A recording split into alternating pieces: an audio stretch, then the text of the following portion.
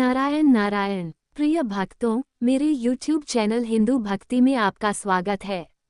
आज मैं आपको कार्तिक मास महात्म्य कथा अध्याय 30 सुनाने जा रही हूँ, जो इस प्रकार है।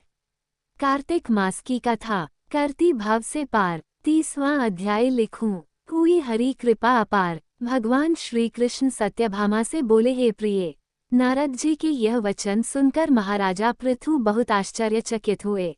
अंत में उन्होंने नारद जी का पूजन करके उनको विदा किया। इसलिए माघ, कार्तिक और एकादशी ये 3 व्रत मुझे अत्यधिक प्रिय हैं। वनस्पतियों में तुलसी, महीनों में कार्तिक, तिथियों में एकादशी और क्षेत्रों में प्रयाग मुझे बहुत प्रिय हैं। जो मनुष्य इंद्रियों पर विजय प्राप्त कर इनका सेवन करता है, वह मुझे यज्ञ करने वाले मनुष्य से भी अधिक प्रिय है। जो मनुष्य विधिपूर्वक इनकी सेवा करते हैं, मेरी कृपा से उन्हें समस्त पापों से छुटकारा मिल जाता है। भगवान श्री कृष्ण के वचन सुनकर सत्यभामा ने कहा, हे प्रभो, आपने बहुत ही अद्भुत बात कही है कि दूसरे के लिए पुण्य के फल से कलह की मुक्ति हो गई। ये प्रभावशाली कार्तिक मास आपको अधिक प्रिय है, जिससे पतिद्रोह का पाप केवल स्नान के पुण्य से ही नष्ट हो गया। दूसरे मनुष्य द्वारा किया हुआ पुण्य उसके देने से किस प्रकार मिल जाता है, यह आप मुझे बताने की कृपा करें। श्री कृष्ण भगवान बोले, प्रिय, जिस कर्म द्वारा बिना दिया हुआ पुण्य और पाप मिलता है, उसे ध्यानपूर्वक सुनो। सतयुग में देश, ग्राम तथा कुलों को दिया पुण्य या पाप मिलता था, किंतु कलियुग में केवल कर्ता को ही पाप तथा पुण्य का फल भोगना पड़ता है।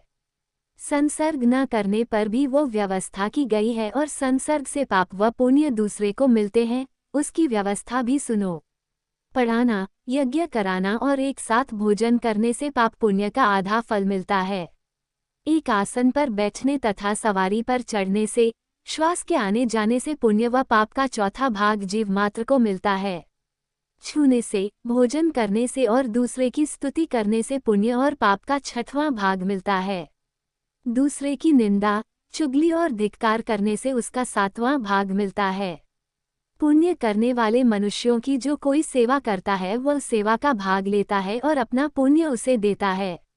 नौकर और शिष्य के अतिरिक्त जो मनुष्य दूसरे से सेवा करवाकर उसे पैसे नहीं देता, वह सेवक उसके पुण्य का भागी होता है।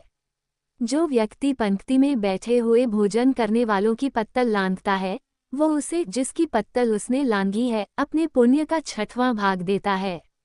स्नान तथा ध्यान आदि करते हुए मनुष्य से जो व्यक्ति बातचीत करता है या उसे छूता है, वह अपने पुण्य का 6वां भाग दे डालता है। जो मनुष्य धर्म के कार्य के लिए दूसरों से धन मांगता है, वह पुण्य का भागी होता है। ठीक उसी प्रकार जिस प्रकार की दान करने वाला पुण्य का भागी होता है। जो मनुष्य धर्म का उपदेश करता है और उसके बाद सुनने वाले से याचना करता है, वह अपने पुण्य का 6वां भाग उसे दे देता है। जो मनुष्य दूसरों का धन चुराकर उससे धर्म करता है, वह चोरी का फल भोगता है और शीघ्र ही निर्धन हो जाता है, और जिसका धन चुराता है, वह पुण्य का भागी होता है। बिना ऋण उतारे जो मनुष्य मृत्यु को प्राप्त होता है, उनको ऋण देने वाले सज्जन पुरुष पुण्य के भागी होते हैं। शिक्षा देने वाला, सलाह देने वाला, सामग्री को जुटाने वाला तथा प्रेरणा देने वाला, ये पाप और पुण्य के 6ठे भाग को प्राप्त करते हैं।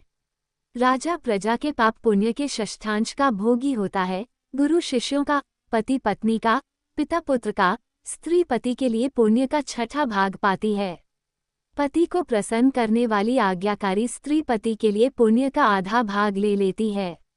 जो पुण्यात्मा पराये लोगों को दान करते हैं, वो उनके पुण्य का 6ठा भाग प्राप्त करते हैं। जीविका देने वाला मनुष्य जीविका ग्रहण करने वाले मनुष्य के पुण्य के 6ठे भाग को प्राप्त करता है। इस प्रकार दूसरों के लिए पुण्य अथवा पाप बिना दिए भी दूसरे को मिल सकते हैं, किंतु ये नियम जो कि मैंने बतलाए हैं, ये कलियुग में लागू नहीं होते। कलियुग में तो एकमात्र कर्ता को ही अपने पाप व पुण्य भोगने पड़ते हैं। इस संबंध में एक बड़ा पुराना इतिहास है, जो कि पवित्र भी है और बुद्धि प्रदान करने वाला कहा जाता है। उसे ध्यानपूर्वक सुनो। यह इतिहास 31वें अध्याय में बताया जाएगा। हमें उम्मीद है हमारे द्वारा दी गई जानकारी आपको पसंद आई होगी।